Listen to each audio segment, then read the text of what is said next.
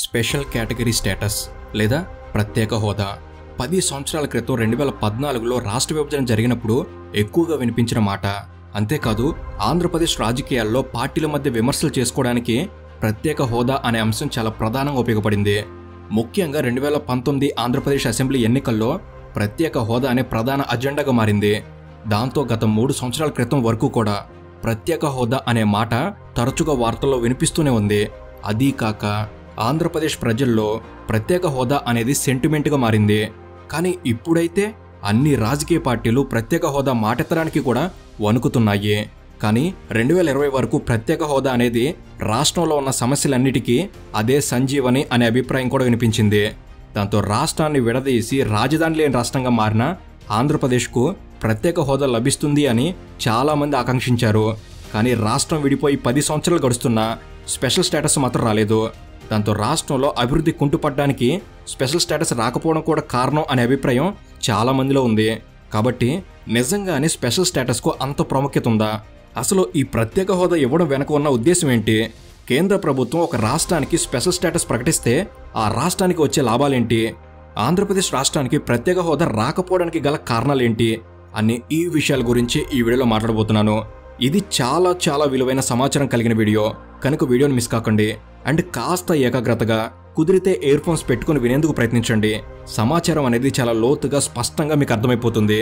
And ఇలాంటి మరెన్నో informative వీడియోస్ని మీ కొరకు తెచ్చేందుకు మీ సపోర్ట్కి వీడియోకి జస్ట్ లైక్ చేయండి చాలు. అండ్ స్పెషల్ స్టేటస్పై మీకున్న అభిప్రాయం ఏమిటి? ఆంధ్రప్రదేశ్కి వస్తుందా రాదా? ముందుగానే మీ అభిప్రాయాన్ని కామెంట్ చేయండి. సో ఇక లేట్ చేయకుండా let's get into the video.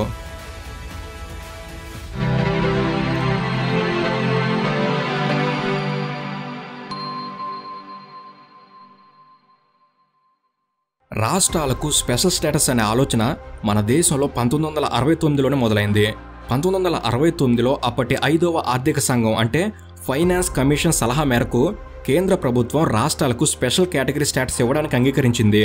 అయితే అప్పట్లో ఫైనాన్స్ కమిషన్ స్పెషల్ స్టేటస్ సిఫారసు చేయడానికి ముఖ్యమైన కారణం రాష్ట్రాల మధ్య ఆర్థిక అభివృద్ధిలో తేడా ఉండటం. ఈ విషయం గురించి ఇంకా స్పష్టంగా అర్థం కావాలి అంటే మన దేశంలో మొత్తం 29 రాష్ట్రాలు 7 కేంద్రపాలిత ప్రాంతాలు ఉన్నాయి. అయితే దేశ అభివృద్ధి అనేది రాష్ట్రాల మరియు కేంద్రపాలిత ప్రాంతాల అభివృద్ధి మీద ఆధారపడి ఉంటుంది. అయితే మన దేశంలో ఉన్న 29 రాష్ట్రాలు 7 కేంద్రపాలిత ప్రాంతాల్లో భిన్నమైన వాతావరణాలు, భిన్నమైన భౌగోళిక పరిస్థితులు ఉంటాయి. అంతేకాకుండా దేశంలో ఉన్న అన్ని రాష్ట్రాల్లో మరియు అన్ని కేంద్రపాలిత ప్రాంతాల్లో ఒకే రకమైన సహజ వనరులు లభించవు. దాంతో వివిధ రాష్ట్రాల్లో వివిధ రకాలుగా అక్కడి మౌలిక సదుపాయాలు ఉంటాయి. ఇంకా లోతుగా అర్థం కావాలి అంటే ఒక రాష్ట్రంలో నదులు ఎక్కువగా ఉండి నీటి లభ్యత బాగా ఉండొచ్చు.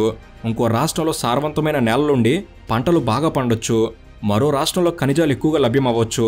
మరో రాష్ట్రానికి సముద్ర తీర ప్రాంతం ఉండటం వల్ల పోర్టులు అభివృద్ధి కావచ్చు. ఇంకొన్ని రాష్ట్రాల్లో అడవులు ఎక్కువగా ఉండొచ్చు. ఇంకొన్ని రాష్ట్రాల్లో కొండ ప్రాంతాలు ఎక్కువగా ఉండొచ్చు.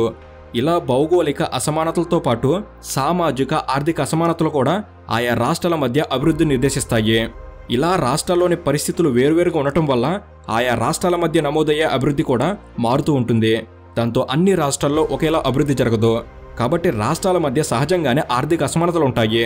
రాష్ట్రాల మధ్య ఉండే ఈ ఫైనాన్షియల్ ఇన్బ్యాలెన్స్ను తగ్గించడానికి 1969లో 5వ ఆర్థిక సంఘం చేసిన ఆలోచనే ఈ స్పెషల్ స్టేటస్. వెనుకబడిన రాష్ట్రాలకు స్పెషల్ స్టేటస్ ఇవ్వటం వల్ల రాష్ట్రాల మధ్య ఆర్థిక అసమానతలను తగ్గించి వెనుకబడిన రాష్ట్రాలను కూడా అభివృద్ధి చెందిన రాష్ట్రాల్లో పోటీ పడేలా చేయడం స్పెషల్ స్టేటస్ వెనుక ఉన్న ముఖ్యమైన ఉద్దేశం. అయితే మన రాజ్యాంగంలోని ఆర్టికల్ 280 ప్రకారం రాష్ట్రపతికి ఫైనాన్షియల్ కమిషన్ ఏర్పాటు చేసే అధికారం ఉంటుంది. మరియు ఏర్పాటైన ఫైనాన్షియల్ కమిషన్కు రాష్ట్ర ప్రభుత్వానికి కేంద్ర ప్రభుత్వానికి మధ్య పన్నుల పంపిణీ గురించి సలహాలు సూచనలు చేసే అధికారం ఉంటుంది. అలా రాజ్యాంగంలో పేర్కొన్నట్లుగానే 1952 ఏప్రిల్ 6న ఫస్ట్ ఫైనాన్స్ కమిషన్ ఏర్పాటు చేశారు. ఇక 1969లో అప్పటి 5వ ఫైనాన్షియల్ కమిషన్ అస్సాం, నాగాలాండ్ రాష్ట్రాలతో పాటు కేంద్ర పాలిత ప్రాంతమైన జమ్మూ కాశ్మీర్కు మొట్టమొదటిసారిగా ప్రత్యేక హోదా ఇవ్వడం జరిగింది. ఈ అస్సాం, నాగాలాండ్, జమ్మూ కాశ్మీర్ ఈ 3 మిగతా రాష్ట్రాలతో మరియు కేంద్రపాలిత ప్రాంతాలతో పోలిస్తే వనరుల పరంగా, సామాజికంగా, భౌగోళికంగా అసమానతలు కలిగి ఉండి ఆర్థికంగా కూడా వెనకబడ్డాయి అని 5వ ఆర్థిక సంఘం సిఫారసు చేసింది. దాంతో అస్సాం, నాగాలాండ్ రాష్ట్రాలతో పాటు అప్పట్లో కేంద్రపాలిత ప్రాంతమైన జమ్మూ కాశ్మీర్కి కూడా 1969లోనే కేంద్రం ప్రత్యేక హోదా మంజూరు చేసింది. ప్రతి 5 సంవత్సరాలకు ఒకసారి ఫైనాన్స్ కమిషన్ సిఫారసులను సమీక్షించడం జరుగుతుంది.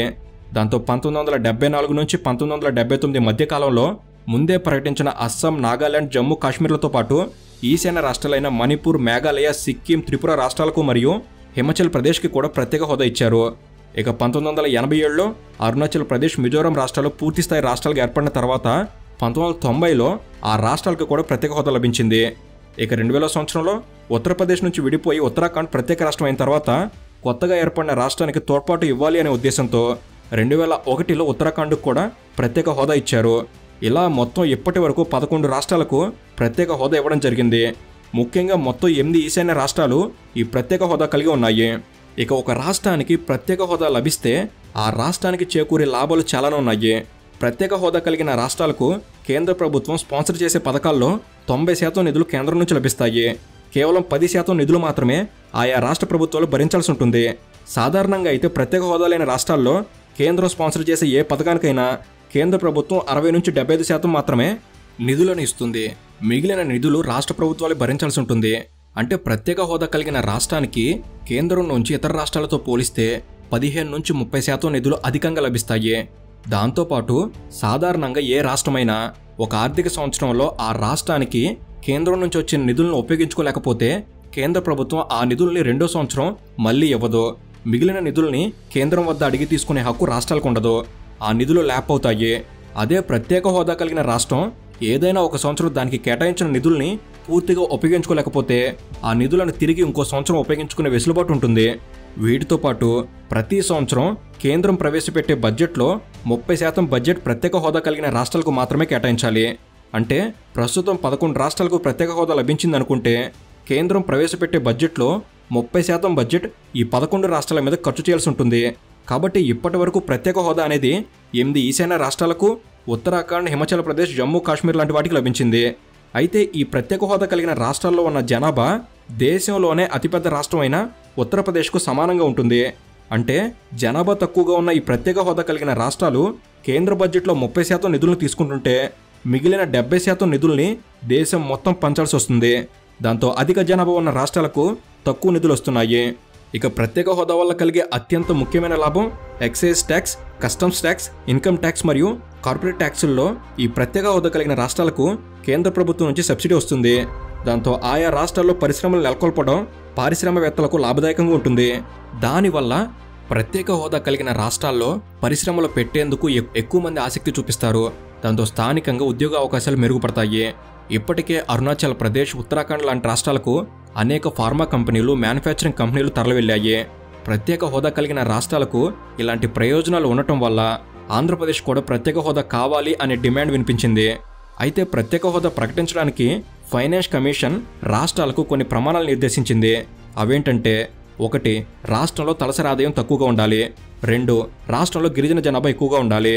3. రాష్ట్రంలో కొండ ప్రాంతాలు ఎక్కువగా ఉండాలి. 4. రాష్ట్రం వ్యూహాత్మక సరిహద్దు ప్రాంతం అయి ఉండాలి. 5. రాష్ట్రంలో తక్కువ జనాభా ఉండాలి. 6. రాష్ట్రంలో వనరుల కొరత ఉండాలి. 7. రాష్ట్ర ఆర్థిక పరిస్థితి సరిగ్గా లేకుండా ఉండాలి. ఇలాంటి ప్రమాణాలు ఉన్న ఏ రాష్ట్రానికైనా ప్రత్యేక హోదా పొందడానికి అర్హత ఉంటుంది. అయితే ఇప్పటివరకు చెప్పుకున్న అర్హతల్లో ఈ చాలా అర్హతలు ఆంధ్రప్రదేశ్ రాష్ట్రానికి లేవు. కేవలం రాష్ట్ర ఆర్థిక పరిస్థితి సరిగ్గా లేకపోవడం తప్ప. కాబట్టి ఆంధ్రప్రదేశ్కు స్పెషల్ స్టేటస్ వచ్చే అవకాశం చాలా తక్కువ అని చాలామంది భావించారు.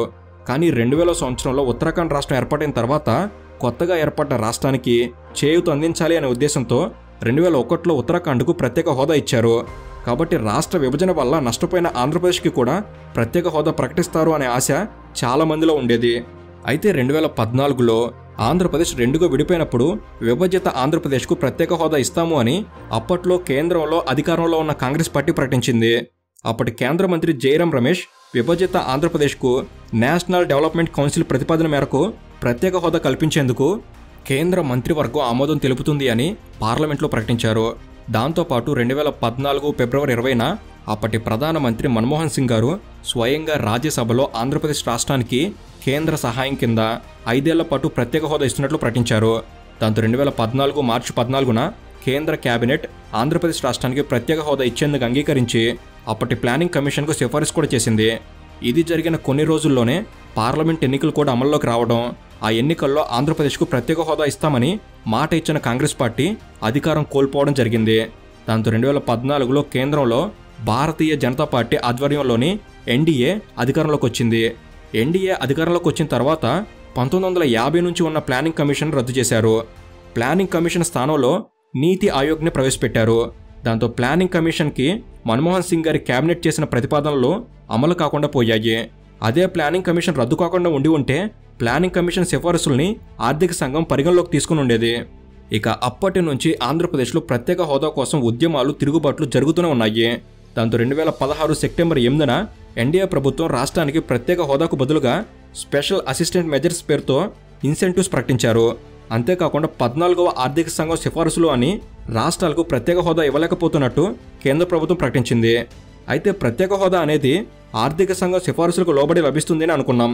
కాబట్టి ఆంధ్రప్రదేశ్కి కూడా ప్రత్యేక హోదా రావాలి అంటే 14వ ఆర్థిక సంఘం సిఫారసులు అనుసరించే జరగాలి. అయితే కేంద్రం చెప్పిన దాన్ని బట్టి 14th ఫైనాన్స్ కమిషన్ ప్రస్తుతం ఉన్న రాష్ట్రాలకే కాకుండా ఇతర రాష్ట్రాలకు ప్రత్యేక హోదా ఇవ్వనవసరం లేదని చెప్పింది. కానీ 2016 సెప్టెంబర్ 8న అప్పటి ఆర్థిక మంత్రి అరుణ్ జైట్లీ గారు మీడియాతో మాట్లాడుతూ మన్మోహన్ సింగ్ గారు ఇచ్చిన ప్రతి హామీని నెరవేర్చేందుకు కేంద్రం సిద్ధంగా ఉన్నట్లు ప్రకటించారు. అయితే 2016 సెప్టెంబర్ 8న కేంద్రం విడుదల చేసిన ప్రెస్ నోట్లో స్పెషల్ అసిస్టెన్స్ మెజర్స్ కింద ఆంధ్రప్రదేశ్ రాష్ట్రానికి సెంట్రల్ స్పాన్సర్డ్ స్కీముల్లో మరియు ఎక్స్ట్రీమ్ ఎయిడెడ్ ప్రాజెక్టుల్లో 90% గ్రాంట్ మరియు పారిశ్రామిక రాయితీలు ఇస్తున్నట్లు పేర్కొన్నారు. ఇలా ఇవి ఇస్తామన్నట్లు ప్రకటన రావడంతో ప్రత్యేక హోదా కాకపోయినా ప్రత్యేక హోదా దక్కితే రాష్ట్రానికి ఎలాంటి ముఖ్యమైన లాభాలు వస్తాయో అలాంటివే ఈ రూపంలోనైనా కొన్ని వస్తాయి అన్నట్లుగా ఆనాడు ప్రభుత్వం, మేధావులు కాస్త అయిష్టంగానే అంగీకరించాల్సి వచ్చింది. కానీ 2017 మార్చి 15న ఆంధ్రప్రదేశ్కు కేవలం స్పెషల్ అసిస్టెంట్ మెజర్స్ ఇచ్చేందుకు కేంద్ర కేబినెట్ ఆమోదం తెలిపిందే తప్ప ఎక్స్ట్రీమ్ ఎయిడెడ్ ప్రాజెక్టుల్లో 90% గ్రాంట్ మరియు పారిశ్రామిక రాయితీలకు కేంద్ర కేబినెట్ ఆమోదం తెలపలేదు. ఇక 2017 ఆగస్టులో కేంద్ర ప్రభుత్వం ఆంధ్రప్రదేశ్కు సెంట్రల్ అసిస్టెంట్ మెజర్స్ మరియు ఇన్సెంటివ్స్ మాత్రం ప్రకటించింది. కానీ 2018 మార్చిలో ప్రకటించిన ఇండస్ట్రియల్ ఇన్సెంటివ్ ప్యాకేజ్ను మాత్రం కేవలం ప్రత్యేక హోదా కలిగిన రాష్ట్రాలకు ఇవ్వడం జరిగింది. దాంతో ఆంధ్రప్రదేశ్కు పారిశ్రామిక రాయితీలు లేకుండా పోయాయి. అయితే ఆంధ్రప్రదేశ్ రాష్ట్రానికి ప్రత్యేక హోదా రాకపోవడానికి చాలా కారణాలు ఉన్నాయి. మనం ముందుగా మాట్లాడుకున్నట్లు ఒక రాష్ట్రానికి ప్రత్యేక హోదా రావాలి అంటే నెంబర్ 1, రాష్ట్రంలో తలసరి ఆదాయం తక్కువగా ఉండాలి. ఆంధ్రప్రదేశ్ రాష్ట్రం 2017లో తలసరి ఆదాయం విషయంలో దేశంలోని ఇతర రాష్ట్రాలతో పోలిస్తే 13వ స్థానంలో ఉంది. జార్ఖండ్, బీహార్, ఒడిశా, ఉత్తరప్రదేశ్ లాంటి రాష్ట్రాలు తలసరి ఆదాయం విషయంలో ఆంధ్రప్రదేశ్ కన్నా వెనకబడి ఉన్నాయి. కనుక ఈ కారణం వలన కూడా స్పెషల్ స్టేటస్ని కేంద్రం నిరాకరించగలదు. ఇక నెంబర్ 2, రాష్ట్రంలో గిరిజన జనాభా ఎక్కువగా ఉండాలి. ఆంధ్రప్రదేశ్ రాష్ట్రంలోని గిరిజన జనాభా కేవలం 7% మాత్రమే. గిరిజన జనాభా విషయంలో ఆంధ్రప్రదేశ్ కన్నా ఛత్తీస్గఢ్, జార్ఖండ్, ఒడిశా, మధ్యప్రదేశ్, రాజస్థాన్ లాంటి రాష్ట్రాలు ఎక్కువ గిరిజన జనాభా కలిగి ఉన్నాయి. కనుక ఇది రెండో కారణం. ఇక నెంబర్ 3, రాష్ట్రంలో కొండ ప్రాంతాలు ఎక్కువగా ఉండాలి. ఆంధ్ర రాష్ట్రంలో కొండ ప్రాంతాలు ఉన్నప్పటికీ కొండ ప్రాంతాల మీద ఆధారపడి జీవిస్తున్న వారి సంఖ్య చాలా తక్కువ. అదీ కాక రాష్ట్రంలో ఉన్న కొండ ప్రాంతాలు రాష్ట్ర అభివృద్ధికి ఆటంకంగా ఏమీ లేవు. మైదాన ప్రాంతాలు, వ్యవసాయానికి అనువైన ప్రాంతాలు, నదీ పరివాహక ప్రాంతాలు వీటన్నిటితో పోలిస్తే కొండ ప్రాంతాల వల్ల అభివృద్ధి ఆటంకం కలగదు. కనుక ఇది మూడో కారణం. ఇక నెంబర్ 4, రాష్ట్రం వ్యూహాత్మక సరిహద్దు ప్రాంతం అయి ఉండాలి. వ్యూహాత్మక సరిహద్దు ప్రాంతం అంటే ఏదైనా రాష్ట్రం శత్రు దేశాలతో సరిహద్దులు పంచుకుంటే ఆ సరిహద్దును వ్యూహాత్మక సరిహద్దు అంటారు. ఆంధ్రప్రదేశ్ భారతదేశానికి ఆగ్నేయం వైపు సరిహద్దు రాష్ట్రమే అయినా ఎటువంటి ఇతర ప్రమాదకరమైన దేశాలతో సరిహద్దు పంచుకోవడం లేదు. ఇక నెంబర్ 5, రాష్ట్రంలో తక్కువ జనాభా ఉండాలి. 2024 జనాభా లెక్కల ప్రకారం జనాభా విషయంలో ఆంధ్రప్రదేశ్ దేశంలో అత్యధిక జనాభా కలిగిన రాష్ట్రాల్లో 10వ స్థానంలో ఉంది. ఇక నెంబర్ 6, రాష్ట్రంలో వనరుల కొరత ఉండాలి. ఆంధ్రప్రదేశ్లో వనరుల కొరత అనేది తక్కువనే చెప్పాలి. గోదావరి, కృష్ణా లాంటి జీవనదులు ఆంధ్రప్రదేశ్కు సొంతం. 974 కిలోమీటర్ల తీర ప్రాంతం, సున్నపురాయి, బాక్సైట్, గ్రానైట్, ఐరన్ నిక్షేపాలు ఆంధ్రప్రదేశ్ రాష్ట్రంలో ఉన్నాయి. రాజస్థాన్ లాంటి ఎడారి రాష్ట్రాలకి ప్రత్యేక హోదా లేదు. కనుక ఇన్ని వనరులు ఉన్న ఆంధ్ర రాష్ట్రానికి ఈ కారణం వలన కూడా కేంద్రం స్పెషల్ స్టేటస్ని నిరాకరించగలదు. నెంబర్ 7, రాష్ట్ర ఆర్థిక పరిస్థితి సరిగ్గా లేకుండా ఉండాలి. విభజన వల్ల ఒక్కసారిగా రాజధానిని కోల్పోవడం, రాజధాని నుంచి వచ్చే ఆదాయాన్ని కోల్పోవడమే కాక మళ్ళీ కొత్త రాజధాని నగరం నిర్మించుకోవాల్సి రావడం, ఇవన్నీ రాష్ట్ర ఆర్థిక పరిస్థితిని కాస్త దెబ్బతీసే పరిణామాలే. అయితే ఒక్క రాజధాని లేదు అనే తప్ప తిరుపతి, విశాఖపట్నం, విజయవాడ, గుంటూరు లాంటి నగరాలు ఉన్నాయి. కాబట్టి రాజధాని లేని లోటు రాష్ట్రం మీద చాలా తక్కువగా ఉంటుంది అనే అభిప్రాయాలు కూడా ఉన్నాయి. కాబట్టి ఈ ఒక్క విషయం మినహా పైన చెప్పుకున్న 6 విషయాల్లో ఆంధ్రప్రదేశ్ రాష్ట్రం ఏ ఒక్క విషయంలో కూడా ప్రత్యేక హోదా పొందేందుకు అర్హత లేదు అనేది కేంద్ర ప్రభుత్వ అభిప్రాయం. అయితే కేంద్ర ప్రభుత్వం ఈ అభిప్రాయాన్ని ఎప్పుడు బహిరంగంగా చెప్పకపోయినా 14వ ఆర్థిక సంఘం ఈ విషయాలన్నింటినీ పరిగణలోకి తీసుకునే ఆంధ్రప్రదేశ్కు ప్రత్యేక హోదా ఇవ్వడాన్ని వ్యతిరేకిస్తుంది అని బీజేపీ నాయకులు చాలాసార్లు మాట్లాడారు. అయితే కేంద్ర ప్రభుత్వం ఏ ఫైనాన్స్ కమిషన్ సూచనల సాకుగా చూపించి ఆంధ్రప్రదేశ్కు ప్రత్యేక హోదా తిరస్కరించిందో ఆ 14th financial commission member YV Reddy 2017 జనవరి 1న అసలు ఫైనాన్షియల్ కమిషన్కి రాష్ట్రాలకు ప్రత్యేక హోదా ఇవ్వాలా లేదా అని చెప్పే అర్హత లేదు అన్నాడు. ఇక అదే 14th ఫైనాన్షియల్ కమిషన్లో సభ్యుడైన గోవిందరావు 2018 మార్చి 11న మాట్లాడుతూ ఆంధ్రప్రదేశ్కు ప్రత్యేక హోదా ఇచ్చే విషయంలో కేంద్రం 14వ ఆర్థిక సంఘాన్ని సాకుగా చూపించి ప్రజలను తప్పుదోవ పట్టిస్తున్నారు అన్నారు. అయితే ఆంధ్రప్రదేశ్కు ప్రత్యేక హోదా ప్రకటిస్తే ఇతర రాష్ట్రాలు కూడా ప్రత్యేక హోదా డిమాండ్ లేవనెత్తి కేంద్రం మీద ఒత్తిడి తీసుకొస్తాయి కాబట్టి కేంద్రం ఆంధ్రప్రదేశ్ విషయంలో ఇచ్చిన ప్రత్యేక హోదా హామీని నెరవేర్చలేకపోయింది అనేది కేంద్ర ప్రభుత్వం చేస్తున్న మరో వాదన. అయితే ఆంధ్రప్రదేశ్తో సంబంధం లేకుండానే ఇప్పటికే ప్రత్యేక హోదా కోసం బీహార్, ఒడిశా లాంటి రాష్ట్రాలు ప్రత్యేక హోదా కావాలి అని కేంద్రాన్ని ఒత్తిడి చేస్తున్నాయి. బీహార్ అయితే ఒక అడుగు ముందుకేసి 2023 నవంబర్లో బీహార్కు ప్రత్యేక హోదా ప్రకటించాలి అని ఆ రాష్ట్ర కేబినెట్లో తీర్మానం చేసి ఆమోదించింది. కాబట్టి ఈ ప్రత్యేక హోదా అనేది ఆంధ్రప్రదేశ్ మాదిరిగానే దేశంలోని ఇతర రాష్ట్రాలు కూడా ఆశిస్తున్న అంశమే. ఇక మన ఆంధ్ర రాష్ట్రం విషయంలో ఈ స్పెషల్ స్టేటస్ అనే అంశం కేవలం రాజకీయంగా ప్రతిపక్షాలు, అధికార పక్షాలు వారి గెలుపోటముల కోసం వాడుకునే అస్త్రమే తప్ప ఆంధ్రులకు స్పెషల్ స్టేటస్ దక్కడం అనేది దాదాపుగా అందని ద్రాక్ష లాంటి నిజం. ఈ విషయం అటు కేంద్రానికి, ఇటు రాష్ట్ర రాజకీయ పార్టీలకు తెలిసిన విషయమే. ఒక్క ప్రజలకే ఇంకా పూర్తిగా తెలియక ఆశపడుతూ ఎదురు చూస్తున్నారు. సో ఇది ఫ్రెండ్స్, ఆంధ్రప్రదేశ్ స్పెషల్ స్టేటస్పై మీ అభిప్రాయం ఏమిటి? వస్తుంది అంటారా, రాదా? తప్పకుండా మీ అభిప్రాయాన్ని కామెంట్ చేయండి. అండ్ ఈ వీడియో అనేది మీరు కొన్ని కొత్త విషయాలు తెలుసుకోవడంలో ఎంతో కొంత ఉపయోగపడిందని భావిస్తున్నాను. ఈ వీడియో కనుక మీకు నచ్చినట్లయితే జస్ట్ లైక్ చేయండి చాలు. ఇలాంటి మరిన్నో ఇన్ఫర్మేటివ్ వీడియోస్ ఇక్కడ నుంచి రాబోతున్నాయి. వాటిని మీరు కూడా పొందేందుకు తప్పకుండా మన తెలుగు నాలెడ్జ్ సబ్స్క్రైబ్ చేసుకుని బెల్ని ఆల్లో పెట్టుకోగలరు మనవి. Thank you for watching. Have a good day.